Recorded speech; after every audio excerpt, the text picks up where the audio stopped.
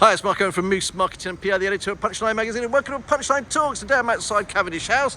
There's Cavendish House, there's the High Street, down there is the prom, and here's David Jones from Evans Jones. David, great to see you again. Good morning, Mark. Good morning. So David, Cavendish House is due to close on the 1st of April. Yes. Sad day for Cheltenham. Really sad day. This store has been in Cheltenham for 200 years. First opened its doors, 200 years ago. It's amazing. And it's been a stalwart of Cheltenham's High Street for that period. But it's really no longer fit for purpose. Big store, 14,000 odd square feet, over 4 floors, many different levels. So, it's hard. We talk a lot about the future of the High Street and how we can regenerate it. And, in many respects, this is a classic example of how high streets are being regenerated and will need to be regenerated. We don't know what's going to come for Cavendish House. I've got my own ideas. I deal with property matters. I think it is a great opportunity for Cheltenham. We're here right in the centre of the promenade, linking the High Street with the specialty shopping of the other half of the promenade and Montpellier beyond it. And we need something in this centre. This building is now going to close, as you say, and will remain closed for an extended period whilst it's either repurposed or redeveloped. Because the thing about it once was a beautiful building, wasn't it? And now you've got this sort of 1970s stuff. Yeah, it has a certain quality about it. I don't think it's stunning, and I don't think it's good enough to necessarily keep. So I think you couple the sort of condition of the building, the multi-level issues internally. My view is I think it needs to come down, and we have an opportunity to put something really special here. I think it has to keep retail or a retail element at ground floor level with active frontages to draw people in and to create some activity for the promenade.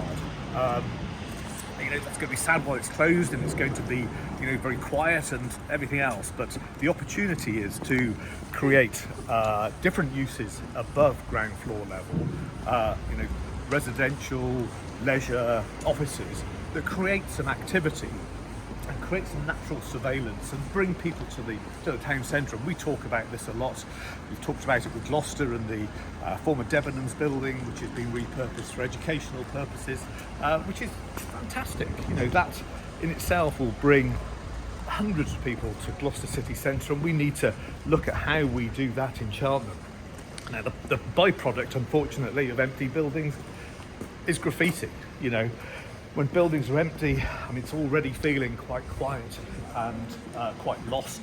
And within weeks, over the last few weeks, we've seen what we've got here. And for visitors to Cheltenham, that isn't good. So, I worry about that and how we deal with this in the short, medium, long term whilst it's awaiting redevelopment. Because as a primary building within the retail frontage, to have it empty, it just doesn't say growth, it doesn't say come to Cheltenham. I think from a fiscal point of view, I don't think it makes much difference. It's been a shop, we've often talked about those zombie operators, and this is an example of that. It's felt very quiet and not a major store and not somewhere that people would choose as a destination to come. And perhaps the death knell for Cavendish House was John Lewis, coming here, a few years ago. I just want to stop you here because this is the reason we've come around the back, because this is still all Cavendish House, isn't Absolutely. it? And you can see how big the place is. It's sprawling over, a huge estate, many different levels. This element is quite attractive.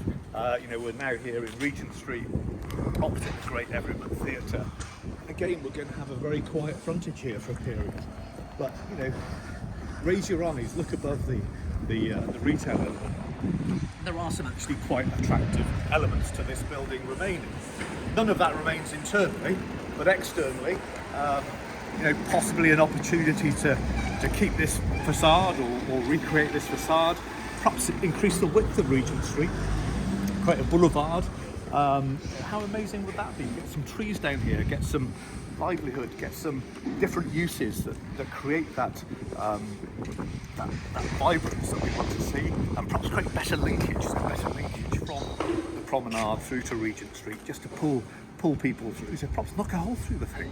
You know, I think there's some absolutely fabulous opportunities, and I'm looking forward to seeing what it is eventually and where we actually come out. We mustn't forget the human element, of course. You know, there are a lot of people who worked here and worked here for many, many years. Sadly, you know, they will lose their jobs, but that's part of the repurposing and regeneration of the high street, and eventually those jobs will be recreated in a different form. Yeah, it's going to be a sad time for those people as well. Wish them all the very, very best as well. And just looking at this fantastic building here, it is absolutely huge, as we say. But look along here, this frontage, you're saying you should knock this down. Well, I think it's one idea. I mean, you know, there are going to be all sorts of ideas for this building, whether to repurpose it, whether to demolish it. Some may resist that.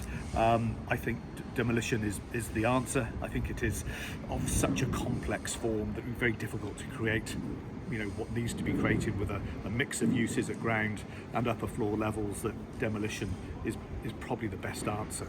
Whether that's with retaining some of the facade, that might be quite nice, but that depends on its condition and, you know, cost and viability and all of those normal things that we have to look at. Well, it's a bit like Debenhams, isn't it? Debenhams, they found the building, it's 4 different buildings all glued together. They knocked down Debenhams, I don't know. I wouldn't want to speculate. That's for another video, isn't it? Well, David, always great to see you. Thanks ever so much for joining Punchline Talks.